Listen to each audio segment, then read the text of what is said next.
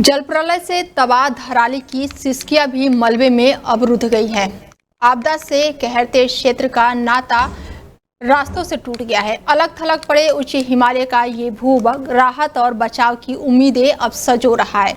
और ऐसी विकट घड़ी में मुख्यमंत्री पुष्कर सिंह धामी ने इस दर्द को समझा भी और बगैर समय गंवाए 2 दिनों तक ग्राउंड जीरो पर मोर्चा संभाले। तुरंत सक्रिय और निर्णय लेकर धामी ने प्रशासनिक क्षमता के साथ प्रदेश के राजनीतिक नेतृत्व के रूप में मजबूत छवि गढ़ी है। सरकार के मुखिया स्वयं आपदाग्रस्त क्षेत्रों में डाटा के साथ साथ मशीनरी के लिए भी राहत और बचाव कार्यों में ढिलाई बरतना संभव नहीं हो पाता है और देहरादून से लेकर उत्तरकाशी तक पूरा तंत्र सक्रिय रहा है। आपदाग्रस्त क्षेत्रों में मुख्यमंत्री धामी सबसे पहले पहुंचे तो पीड़ित भी अपने बीच उन्हें पाकर लिपटे, कंधे पर सिर रखकर बिलखने लगे। सतावना देते हुए विश्वास के रूप में धामी उनके बीच पहुंच रहे हैं। लालकुआं विधानसभा क्षेत्र के गौला नदी क्षेत्र में किसानों की जमीनों को बचाने के लिए नदी किनारे बनाए गए करोड़ों रुपए की लागत के बाढ़ सुरक्षा तटबांध हल्की बारिश में बह गए हैं और कुछ समय पहले बनाए गए इन तटबांधों के क्षतिग्रस्त हो जाने से स्थानीय लोगों ने इनकी गुणवत्ता पर सवाल खड़े किए हैं। और उनका कहना है कि हर साल बरसात में नदी उफान पर आती है, जिससे नदी किनारे होने वाले भू कटाव के चलते लोगों को भारी नुकसान झेलना पड़ता है। स्थानीय लोगों द्वारा इसको लेकर बीते दिनों लालकुआं तहसील में प्रशासन के साथ साथ प्रदर्शन कर रहे तहसील के माध्यम से सूबे के मुखिया को एक शिकायती पत्र भेजा गया और ज्ञापन में स्थानीय लोगों का आरोप है कि बाढ़ सुरक्षा के लिए नदी किनारे बनाए गए तटबांध हल्की सी बरसात भी नहीं झेल पाया और नदी के बहाव में वो बह गया। ऐसे कहीं ना कहीं गुणवत्ता पर सवाल खड़े हो रहे हैं। इसीलिए इस पूरे मामले की उच्च स्तरीय जांच कार्रवाई की जाए, अन्यथा स्थानीय ग्रामीण उग्र आंदोलन करेंगे। इंदिरा नगर और रावत नगर क्षेत्र में बिंदु खत्ता क्षेत्र में जो वन विभाग के माध्यम से बाढ़ सुरक्षा कार्य किए गए थे, जिनको इस बरसात में क्षति होना संज्ञान में आया है, उनकी गुणवत्ता के संबंध में जांच के लिए जिलाधिकारी महोदय द्वारा मुझे निर्देशित किया गया। इसके अलावा सिंचाई विभाग के साथ संयुक्त रूप से टेक्निकल विभाग के रूप में वहाँ पे उसका निरीक्षण किया जाएगा, उसकी क्वालिटी की चेक की जाएगी। यदि कोई अनियमितता होगी तो उसकी जाँच बना के जिलाधिकारी महोदय को भेज दी जाएगी। मसूरी में मसूरी होम स्टे एसोसिएशन की अहम बैठक का आयोजन किया गया। बैठक का केंद्र बिंदु होम स्टे संचालकों की लगातार बढ़ती समस्या और सरकार और साथ ही पर्यटन विभाग की भूमिका पर गंभीर सवाल था। बैठक में होम स्टे पॉलिसी में सुधार, पंजीकरण की प्रक्रिया, सरकारी योजनाओं की जमीनी हकीकत और अधिकारियों की कार्यप्रणाली को लेकर खुलकर चर्चा हुई। बैठक में सबसे तीखा विरोध सरकार द्वारा प्रस्तावित उन नियमों को लेकर देखा गया जिसमें पर्यटकों को मसूरी आने से पहले की ऑनलाइन पंजीकरण करवाने की बात कही गई है। होम स्टे संचालकों का साफ कहना है कि ये नियम न केवल पर्यटकों को असुविधा देगा बल्कि क्षेत्रीय पर्यटक पर नकारात्मक असर डालेगा। वो सरकार द्वारा, टूरिज्म विभाग द्वारा मसूरी और नैनीताल को विशेष ये उन्होंने किया था कि जो मसूरी आएगा वो रजिस्ट्रेशन करके आएगा, जो भी टूरिस्ट आएगा। परंतु पिछले हफ्ते उनके साथ एक बैठक हुई और बैठक में ये तय किया गया कि टूरिस्ट को नीचे में रोक करके उनका जो रजिस्ट्रेशन है, जब वो होटल के अंदर आ जाए, होम स्टे के अंदर आ जाएगा, तो उसका उसी टाइम रजिस्ट्रेशन कर लिया जाएगा। तो इसमें लगभग हमारे मसूरी में वर्तमान समय में 150 करीब जो होम स्टे है, उनका मानना यह है कि उसका हम विरोध करते हैं कि जो देहरादून में वो कर रहे थे। मसूरी में इन दिनों बाइक और स्कूटी से बैटरी और पेट्रोल चोरी की वारदात तेजी से बढ़ रही है। ताजा मामला गुरुवार सुबह का बताया जा रहा है, जहां पर चोरों ने कैमल बैक रोड स्थित पर 6 स्कूटियों को अपना निशाना बनाया और चोर वाहनों से पेट्रोल और बैटरियां चुराकर मौके से फरार हो गए। साथ ही कई स्कूटियों को नुकसान भी पहुंचाया है। चौंकाने वाली बात यह है कि यह एक हफ्ते में हुई दूसरी वारदात है और अब तक पुलिस इस मामले में एक भी गिरफ्तारी नहीं कर पाई है। स्थानीय निवासियों का कहना है कि चोरों की हरकतें आसपास लगे सीसीटीवी कैमरे में साफ तौर पर रिकॉर्ड हुई है और इसके बावजूद भी पुलिस अब तक कोई भी ठोस कार्रवाई नहीं कर सकी है। इससे इलाके में लोगों का भरोसा डगमगा रहा है और चोरों के हौसले बुलंद हो गए। उन्होंने कहा है कि पुलिस रात में पेट्रोलिंग तक नहीं कर रही है। पहली घटना की शिकायत के बावजूद भी कोई सुरक्षा के इंतजाम नहीं हुए हैं और अब लोग अपने वाहनों की सुरक्षा को लेकर डरे हुए हैं। सुबह 4 बजे के आसपास की बात है और 4-5 स्कूटी, वैसी स्कूटी तो खैर 8-10 खड़ी रहती है वहाँ पर, और 4-5 स्कूटी ने खोली है और बैटरी एक दो पिक लगभग ली गई वो उठा के। पहले ये एक दफे पहले भी आए थे, ये चीज है फोन फान उठा के ये घटना है। जरा इसमें जो है थोड़ा सा हर आदमी संज्ञान ले तो ताकि ये पकड़े जाए। नहीं ज्यादा कर मुझे लोकली के जहाने के लोकली हो सकते हैं, उन्हीं का आना जाना है, नशेड़ी टाइप के लोग है, यही है। रुड़की कोतवाली क्षेत्र में सोलानी पार्क के पास एक महिला के द्वारा गंगा नहर में अपनी जान को खतरे में डालकर रील शूट करने का मामला सामने आया है, जहां पर महिला के द्वारा डांस भी किया गया है। महिला की इस हरकत को देखकर मौके पर सैकड़ों लोगों की भीड़ जमा हो गई। मामला इतना बढ़ा कि पुलिस को दखल देना पड़ा और जिसके बाद से पुलिस ने महिला को हिरासत में ले लिया। साथ ही महिला का चालान भी काट दिया गया है और महिला को पुलिस के द्वारा सबक सिखाया गया है। गंगा नहर में महिला के द्वारा की जा रही इस हरकत का आसपास खड़े लोगों के द्वारा वीडियो बनाया गया है, जो आज सोशल मीडिया पर तेजी से वायरल हो रहा है। सूचना मिलते ही पुलिस मौके पर पहुंची और जिसके बाद से पुलिस ने महिला को हिरासत में ले लिया। पुलिस के द्वारा महिला का चालान काटकर महिला को सबक भी सिखाया गया है।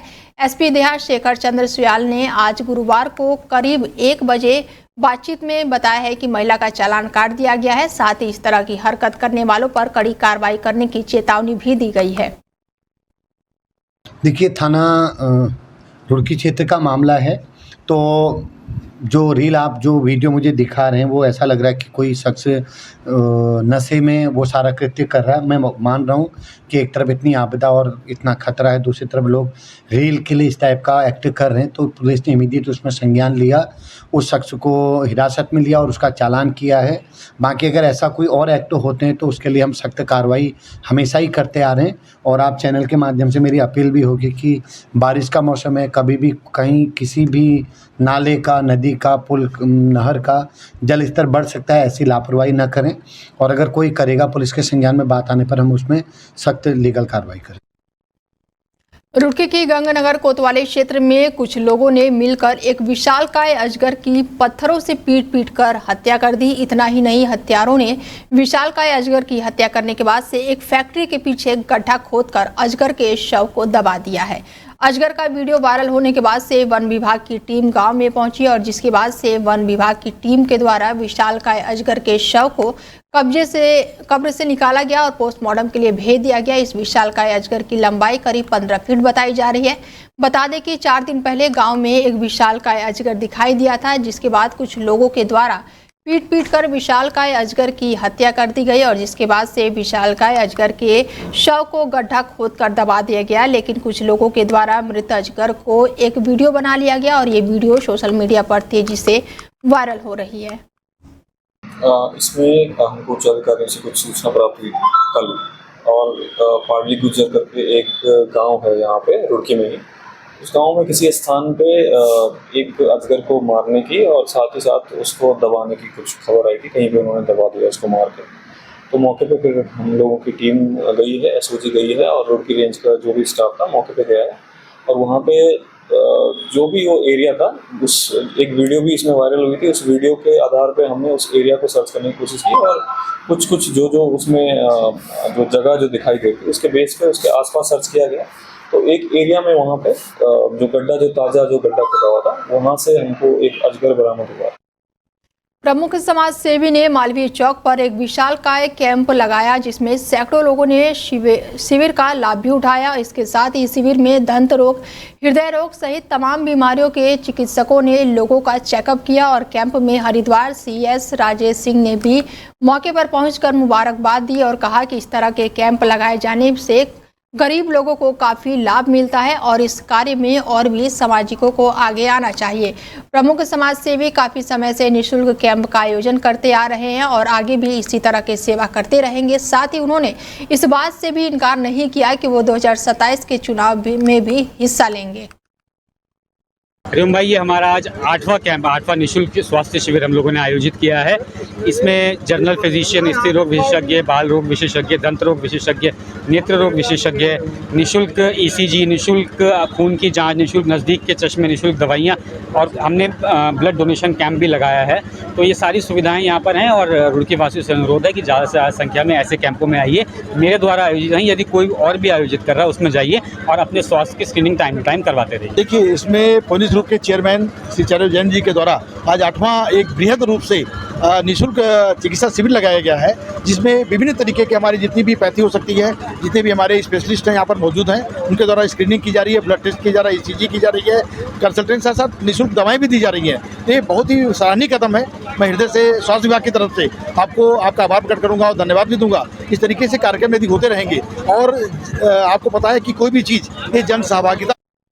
मोदी सरकार द्वारा 2014 में खोले गए सभी जनधन के खातों को अब KYC की जा रही है। इसकी शुरुआत अब भारतीय रिजर्व बैंक के आदेश के बाद से भारतीय स्टेट बैंक के कर्मचारी हर गांव में कैंप लगाकर कर रहे हैं और आज रुड़की के विधानसभा के गांव में स्टेट बैंक की मोहनपुरा स्थित शाखा के द्वारा यह कैंप लगाया गया, जिसमें देहरादून से पहुंची स्टेट बैंक की प्रमुख प्रबंधक आना महाजन ने बताया है कि RBI के आदेश के बाद से सभी बैंक कर्मी और गांव में जाकर कैंप के माध्यम से लोगों की KYC कर रहे हैं और लोगों को बैंक में आकर भी KYC कराने की बात कह रहे हैं। साथ ही लोगों को ऑनलाइन KYC कराने की जानकारी भी दी जा रही है। इसके साथ ही उन्होंने बताया कि जनधन के अंतर्गत खोले गए सभी खातों के KYC बहुत जरूरी हैं।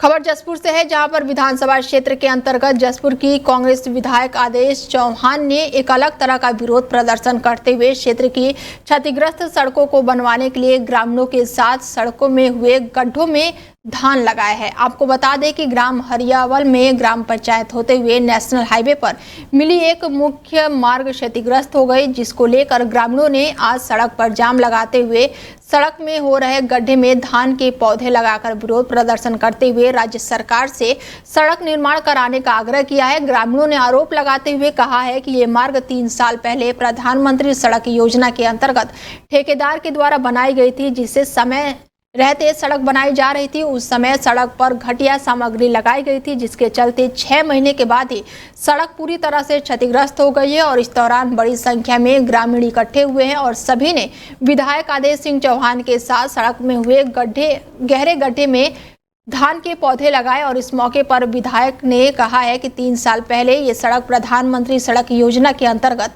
बनाई गई थी और उस समय सड़क में घटिया सामग्री लगाई गई थी। क्या कुछ कहा है उन्होंने इस दौरान, सुनिए आप भी।